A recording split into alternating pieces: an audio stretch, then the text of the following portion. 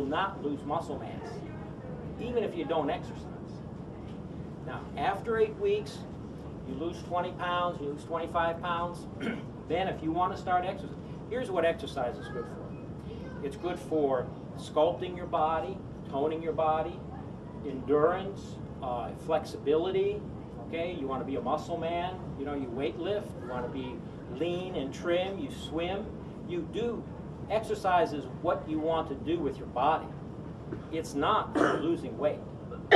Losing weight can only occur through handling the nutrients that you put down here. Okay, that's the key. Yes, my wife was looking at the suggested categories for eating, and she says, "My word, that's a lot to eat in a day's time." And so her question was, yeah, good point. Do men and women, can they eat the same thing, follow these things the same, or do you have to adjust them? Yeah, that's a good question. And that was a real hard part of writing the book. Who do you write the book for? Okay, so if you, I kind of said, well, let's write the book for somebody who's 100, 150 pounds overweight. And if you take that sort of person and now you cut food intake like that, you lost them. So the meal plans have a lot of food in them. In fact, most women, I have about 20 women on the diet right now. Almost all the women have told me, I've never eaten so much. I can't eat that much. So the key is you don't have to eat all of the food that's there. It's 6 meals a day. But here's if you're at 8 o'clock at night, if you're fine, if you're not hungry, well, don't go for the 6th meal. But the diet will absolutely fail if at 8 o'clock and you're hungry and I didn't give you anything to eat on the plan. All right, because then what are you going to do? It's the pretzels, it's the potato chips, it's the piece of cake, it's the cookie, it's the little snack. It's even the health bar, you know, that has 40 grams of carbs. So at 8 o'clock, where you're eating about that 6th meal, which is a piece of steak, 4 ounces of steak and some cheese, or egg and some bacon, or whatever, you have something there. And eventually, on the diet, you stay out there for 8 weeks, there's going to be days in there, even for women, where they say, you know, this is a 20, yesterday was a 20-gram carb day, and I'm hungry today at 8 o'clock. Well, then, you know, you have something. You have a piece of cheese, you have a piece of meat, you have something to eat.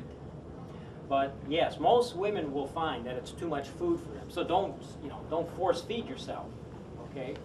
But the plans are there so that if at 8 o'clock at night you've got to have something, you know, I give you something to eat. But don't feel like you have to force feed yourself with it. But you can imagine, you get a guy 250 pounds overweight, and you cut his food down to 6 ounces of steak. You know, he ain't gonna go for it. You know, so. So even to start the morning with not as many eggs in the omelet. That's right. Or something like yeah, that. if it's just too much for you, if you're over there saying, I can't. You know, no. There's a couple of sections in there when you read the book. In other words, you can't any diet, you can't torture yourself. All right. I mean, you have to work with your body. And working with your body is basically sending it the right message. This is why I call it the language of metabolism. The language of metabolism has 2 messages. You can tell your body, I want you to get fat, or you can tell your body, I want you to get lean. And how you tell it to get fat is high carbs, high insulin, and your body will do what you tell it to. And how you tell it to is this. So when you're eating, what you got to be thinking of is, I'm giving my body a signal. I'm giving my body a metabolic signal. I'm talking to my body in the language it understands. It understands the ratio of carbs, fats, and proteins. That's the language it speaks, okay? And if you want to send it the message, I want to get lean, it's low carbs, low insulin. That's what it understands. And if you start speaking the language that body understands the language of metabolism. It just does what you tell it to do. And even at 8 weeks after you finish, where I get you into the, the eating for life, after the diet, there's something called a treat day. I mean, let's be practical. You can't be on a diet the rest of your life. You have to get into some kind of eating plan. But by 8 weeks, you've already taught yourself of what low carbs is all about. And you kind of get a sixth sense of, all right, this much of a baked potato is 30 grams of carbs. Okay, now, so you've learned all of these things. And there's a treat day.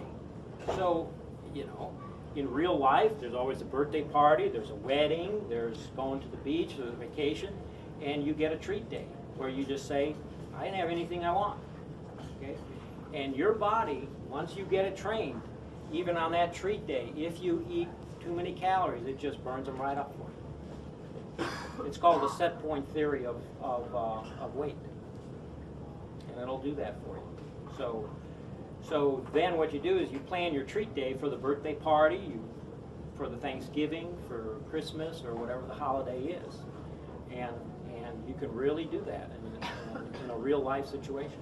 Over the years, I bought quite a few of those Atkins bars that are 13 and 14 and 15 carbs per bar. I guess you could probably use that to substitute for some of those meals maybe later in the day, or no? Well, I would stay away or from at least those. on a high carb day, we can have say, Yeah, you could. I would stay away from the bars for the first 8 weeks while you're on the plan. Right. But then after that, yes. Then okay, that's 13 grams or 15 grams of carbs.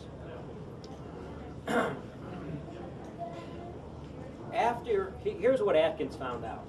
And I think he had about 100,000 patients or something. He treated a lot of people. Here's what he found. Out of all the patients he treated, when they finally lost weight and where they sort of like plateaued, what he found was 40 to 60 grams of carbs per day is the range people fell in. So that if you ate 40 grams or less, you start losing weight. 60 grams or more, you start gaining weight. And so that is, I forgot what chapter it's in the book, but that's where you want to get to. All right, after the 8 weeks, you want to get into this mindset, 40 to 60. So let's say 40 grams, okay? And you have the Atkins bar, well, you look, it's 15. All right, how many more you got for the rest of the day? You're fine, okay? But I'd stay away from the bars until you get through the 8 weeks and you kind of train your whole body. But you're right, at that point, sure, you can grab 15 grams of carbs and you got another 30 or another 20 to go. But if you start getting over 60, you're going to get yourself right back into the high insulin. And you tip over. Yes, sir. Is there such thing as a difference between total carbs and net carbs? There is. The total carbs is a measurement is a biochemical measurement of all the carbohydrates that there are in that piece of food that you ate. The net carbs are, the human body cannot metabolize all the carbohydrates. Cattle can. I mean, we can't eat the grass and all that. So there are a lot of things in foods that are carbohydrates, but we don't metabolize. So that's the total. Okay, and a lot of times we call that, it's like the fiber stuff. You can't metabolize that. And the net carbs are the carbs that you can't metabolize.